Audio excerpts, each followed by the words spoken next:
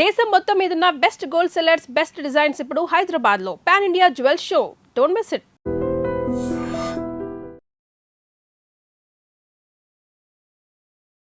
నమస్కారం, welcome to I dream. Dharma Margam with Vijitha కార్యక్రమానికి స్వాగతం.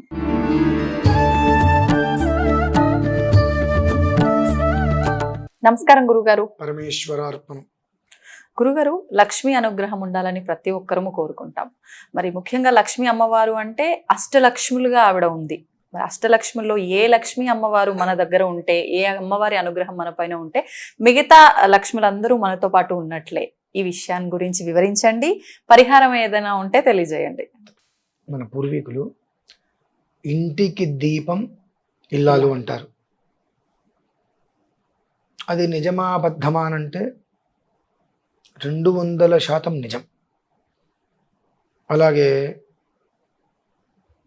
2 రకాల పద్ధతులు ఉన్నాయండి. అష్టలక్ష్ములు అనేటువంటిది దేవతా స్వరూపం ఒకటి, స్త్రీ స్వరూపం ఒకటి.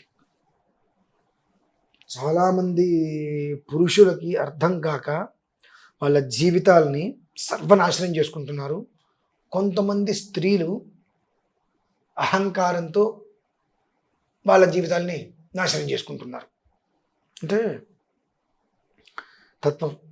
ఇంటికి నేను మహారాజుగా ఉన్నాను కదా, నువ్వు మహారాణిలాగా ఉండి సంతోషాన్ని అనుభవించడం ఒక విధానం. నేను మహారాణి అనగానే భర్త సేవకుల్లా కనిపిస్తాడు. కుటుంబాన్ని నాశనం చేసుకోవడం ఒక విధానం. ఇవి మనం జాగ్రత్తగా చేసుకోవాలి. ఇందులో అష్టలక్ష్ములు ఒకే చోట ఉన్నారు, ఒకే ప్రాంగణంలో ఉన్నారు. అలానే దరిద్ర లక్ష్మి కూడా ఒకే చోట ఉంది. ఇది ఎట్లా అంటే ఎప్పుడు కూడా మనం వివాహం కాకముందు మనం ఎలా ఉన్నామనే విషయం పక్కన పెడితే, మన ఇంట్లో అమ్మ ఉందిగా, అమ్మ అన్ని రకాలుగా కుటుంబాన్ని పోషించుకుంటూ వస్తుందిగా. అష్టలక్ష్మి అవతారం ఎవరెత్తుతున్నారు? అమ్మ ఎత్తుతుందిగా. మరి వేరే దేవత ఎందుకండి? అవసరమా? నిజంగా చెప్తున్నారమ్మా, మీరు నమ్మినాను, గుండె మీద చేసుకుని చెప్తున్నాను. అమ్మ అని నగాయత్రియా పరం మంత్రం నమాతు పరదేవతం అన్నారు. నీకు వివాహం అయ్యేంత వరకు కూడా ఎంత ప్రేమగా చూస్తున్నావో, వివాహం అయిన తర్వాత కూడా అదే ప్రేమగా అమ్మని చూడాలి, అదే ప్రేమను భార్యకు కూడా పంచగలగాలి. 2 రకాలు కూడా. అష్టలక్ష్ములు అంటే 4 అటు 4 ఇటు వస్తుందమ్మా. అప్పుడు ఇతనికి కూతురు పుట్టినప్పుడు మళ్ళీ అది వృద్ధి చెందుతుంది. 2, 2, 4 అలా వస్తూ ఉంటుంది. అంటే అష్టలక్ష్ములు ఎక్కడున్నారు? ఇంట్లోనే ఉన్నారు. కానీ మనం ఏం చేస్తున్నాము? ఎక్కడో బయట ఎక్కడో ఉన్నారు అష్టలక్ష్మి అంటే, గుళ్ళో ఉన్నారు, గోపురంలో ఉన్నారు, మనం వెతుకుతున్నాం. ఆ భార్య కంటతడి పెట్టకుండా పెదవి మీద ప్రతి క్షణము నవ్వు అలా వస్తున్నంతసేపు భగవంతుడికి కూడా ఆ ఇంటికి కష్టం తీసుకొచ్చేటువంటి ఒక ధైర్యం ఉండదమ్మా. ఆ ఇంటికి కష్టాన్ని పంపించేటువంటి ధైర్యం భగవంతుడికి కూడా ఉండదు. అది మనం గ్రహించాలి, మనం గ్రహించాలి. అలాగే ఏ ఇంట భర్త కష్టపడుతూ, చూడండి అసలు నిజంగా కొన్ని కుటుంబాలు చూస్తూ ఉంటాము. భార్య, భర్త, అత్తగారు ఎంత అన్యోన్యంగా ఉంటారో, అలాగే కొన్ని చోట్ల భార్య, భర్త అన్యోన్యంగా ఉంటారు. మరి కొన్ని చోట్ల మనం చూస్తున్నప్పుడు కొన్ని మాటలు వింటున్నప్పుడు అనిపిస్తూ ఉంటుంది, బ్రతికి ఎందుకు ఉపయోగం వీడు అని. అలా అని చెప్పి చనిపోలేడు. ఎంతమంది చెప్పుకొని బాధపడుతూ ఉంటారంటే, తెల్లవారు లేస్తే అంటే కుటుంబం గురించి అనేక రకాలుగా. ఇప్పుడు వాళ్ళకి ఏముందంటే, కొంతమంది ఆడవాళ్ళు భర్త పడే కష్టాన్ని గ్రహిస్తారు. కొంతమంది ఆడవాళ్ళు వీడేం కష్టపడుతున్నాడులే, ఇంట్లో నుంచి బయటికి వెళ్ళలేరు. ఇంట్లో నుంచి బయటికి వెళ్ళి ఏ పని చేయలేరు. మళ్ళీ కుటుంబం ఎలా గడుస్తుందో అనవసరం. కానీ అంతే, ఒక రకమైన చులకన భావం. వీడు పడేటువంటి కష్టం అనేటువంటిది, బయటికి ఎలా వెళ్తున్నాడు, తింటున్నాడా, తినట్లేదా, ఎలా ఉంటున్నాడు, ఎలా బయటికి వెళ్తున్నాడు, ఎక్కడ తిరుగుతున్నాడు, ఏ రకంగా చేస్తున్నాడు, ఎంత కష్టపడితే పిల్లవాడి ఫీజులు కడుతున్నాడు, ఇంటికి రెంట్లు కడుతున్నాడు, ఈఎంఐలు కాబట్టి ఏదైనా సరే నెల తిరిగేటప్పటికి ఈ ఖర్చంతా కూడా అప్పు చేస్తున్నాడో సొప్పు చేస్తున్నాడో తల తాకట్టు పెడుతున్నాడో తెలియదు, ఎక్కడి నుంచి తీసుకొస్తున్నాడు అని చెప్పి ఆ మనిషిని ప్రేమగా ఇంట్లో అడుగు పెడితే బయట విషయం కష్టం తెలియకుండా మంచినీళ్ళు ఇచ్చి సేద తీర్చే వాళ్ళు కొంతమంది ఉన్నారు. మహాలక్ష్మి నిలయం. ఇంతకింత కష్టపడుతున్నప్పుడు కూడా ఏం చేస్తున్నాడు అని ఒక చులకన భావంతో చూసేటువంటి స్థితిలో నిత్యము కూడా దరిద్రం దండవిస్తూ ఉంటుందండి. అష్టలక్ష్ములు ఉండేటువంటి విధానం ఎలా ఉంటుంది, ఆ భార్య కంటి తడ పెట్టుకోకుండా చూడాలనేటువంటి ఎంత ప్రయత్నం చేస్తున్నప్పటికీ కూడా అహంకారం తలకెక్కి ఇంకా ఇంకో ఏదేదో వచ్చింది సరిపోవట్లని చెప్పి తృప్తి లేకుండా ఇంకా ఏదో కావాలని చెప్పి సాధింపుడు తత్వం అనేటువంటిది తిండి పెట్టకుండా ఉంటే తింటారు, లేదంటే లేదు, పెడితే పెడతాను, లేదంటే లేదు, ఏముందిలే, ఎవరి కోసంలే చేస్తాడా, ఈ రూపంలో ఆలోచించుకునేటువంటి స్త్రీలు కూడా ఉన్నారు.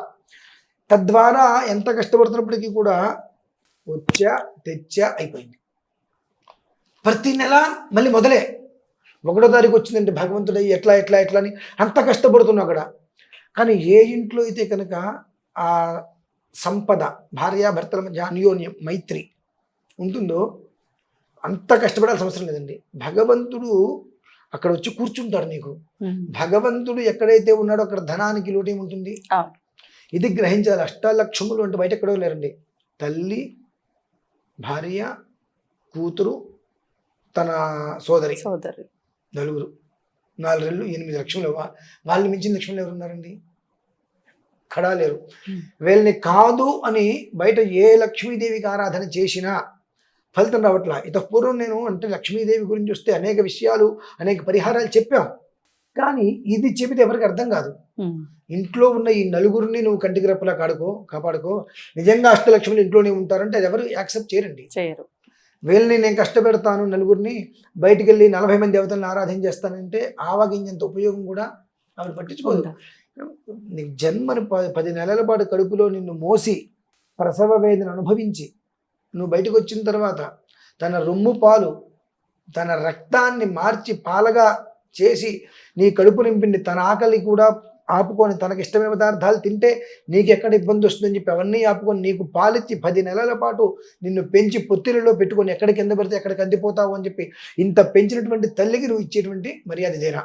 నీకు చెల్లి కావచ్చు, అక్క కావచ్చు. చెల్లి అయితే నువ్వు ఎత్తుకుని పెంచు, అక్కయితే నిన్ను ఎత్తుకుని పెంచింది. నువ్వు ఎత్తుకుని పెంచిన చెల్లిని నువ్వు ఇట్లా అవమానిస్తావా? నిన్ను ఎత్తుకుని పెంచిన అక్కని నువ్వు ఇలా అవమానిస్తావా? నిన్ను నమ్మించిన భార్యని నువ్వు చూసే పద్ధతి ఇదేనా? ఈ 4 నువ్వు సవ్యంగా చేయలేనప్పుడు 40 మంది దేవతల్ని ఆరాధన చేస్తే నీకు ఎలాంటి ఉపయోగం లేదు. మీరు రాముని కూర్చుంటారు వాళ్ళు. ఇది గ్రహించాలమ్మా. ఇది గ్రహించినప్పుడు కుటుంబం చాలా బాగుంటుంది. ఇంతకు మించి లక్ష్మీలు ఎవరైనా ఉన్నారా? చెప్పండి ఒక మాట. నాకు తెలిసి అయితే లేరు. వీళ్ళని జాగ్రత్తగా చూసుకుంటే వాళ్ళు వీళ్ళని చూసుకుంటూ నన్ను ఎక్కడ మర్చిపోతాడని చెప్పి వచ్చి ఇంట్లో కూర్చుంటారు. అరే ఒక్క రారా, నా కాలు పట్టుకోరా, నేను దిగే, వాళ్ళు ఇక బతిమలాట మొదలు పెడతారు. ఉండవమ్మా, అక్కడ నాకు 8 మంది లక్ష్ములు ఇక్కడే ఉన్నారు, నా కూతురు ఉంది. అవునా? ఈ 4 ఉండగా ఇంకేం కావాలమ్మా? 5 ఇంకేం కావాలి చెప్పు మనకు. వీళ్ళని జాగ్రత్తగా చూసుకోగలిగితే పంచవర్ష ప్రణాళిక అని అంటారు. అంటే తల్లి స్త్రీయే, చెల్లి స్త్రీయే, భార్య స్త్రీయే, కూతురు స్త్రీయే. అంటే 5 2 అక్క చెల్లి 2 అన్నాం కాబట్టి వీళ్ళిద్దరు ఎవరైనా ఒకటే కాబట్టి ఈ 4 నువ్వు ధర్మంగా చూసుకున్నంత కాలము నువ్వు దేనికోసము బయటికి వెళ్ళి వెతకాల్సిన అవసరం లేకుండా అన్నీ వెతుక్కుంటూ నీ ఇంటిని వెతుక్కుంటూ వస్తాయి. కానీ ప్రతి ఇంట్లో కూడా మంచి చెడు 2 ఉంటాయి. ఎప్పుడైతే కనుక ఎంత కష్టపడుతున్నా పురుషుడు ఆ స్త్రీ కుటుంబాన్ని లెక్క చేయకుండా ఆ పురుషుని పట్టించుకోకుండా తెచ్చాలే, ఉన్నాలే, పెట్టాలే, రకరకాలుగా ఈ స్థితిలో ఉంటుందో ఎప్పుడు నిరంతరము కూడా రేపటి కోసం ఆలోచించటమే. అలాగే ఏ పురుషుడైతే తన భార్యని ఇబ్బందులకు గురి చేస్తూ రకరకాల మాటలతో చిత్రహింసలు చేస్తూ రకరకాల అనరాని మాటలు అంటున్నప్పుడు ఆ ఇంట్లో కూడా అంతే ఉండదు. లక్ష్మీదేవి స్థిరంగా పొరపాటు కూడా ఉండదు. నిరంతరము నిత్య దరిద్రమే. ఎంత సంపాదించినా సమయానికి వచ్చేటికి ఏముండదు. కాబట్టి లక్ష్మి మనకి ఇంట్లో ఉండాలి అంటే ఈ 4 జాగ్రత్తగా చూసుకుంటే 40 మంది దేవతలు వచ్చి బాబా మావంకు కూడా చూడరా బాబు నువ్వు అని చెప్పి సంతోషంతో ఆనందంతో నీకు ఇంకా ఏం కావాలన్నా మేము ఇచ్చేస్తుంటాం. అప్పుడప్పుడు మావంకు కూడా చూడమని చెప్పి కోరుకుంటారు భగవంతుడు.